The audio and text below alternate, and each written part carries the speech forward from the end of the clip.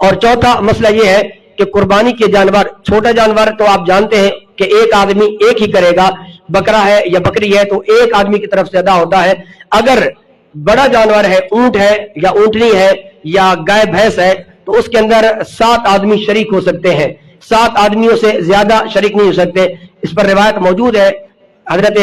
انس غالباً فرماتے ہیں کہ نبی کریم علیہ الصلوۃ والسلام نے جب حج ادا فرمایا تو آپ نے فرمایا کہ اونٹ کے اندر اور گائے، اس وقت چونکہ بھینس نہیں تھی عرب ممالک کے اندر، اس وقت قربانی نہیں کی گئی، لیکن اس پر بے شمار دلائل موجود ہے کہ بھینس کی کٹے کی قربانی بھی جائز ہے۔ تو نبی علیہ الصلوۃ والسلام نے فرمایا گائے کے اندر بھی 7 آدمی شریک ہو جاؤ، اور جو اونٹ ہے اس کے اندر بھی 7 آدمی شریک۔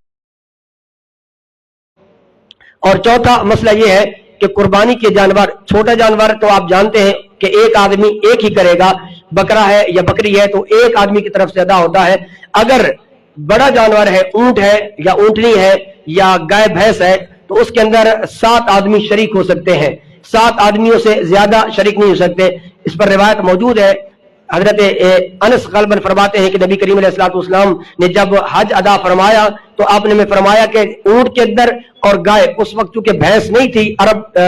ممالک کے اندر، اس وقت قربانی نہیں کی گئی، لیکن اس پر بے شمار دلائل موجود ہے کہ بھینس کی کٹے کی قربانی بھی جائز ہے۔ تو نبی علیہ الصلوۃ والسلام نے فرمایا گائے کے اندر بھی 7 آدمی شریک ہو جاؤ، اور جو اونٹ ہے اس کے اندر بھی 7 آدمی شریک۔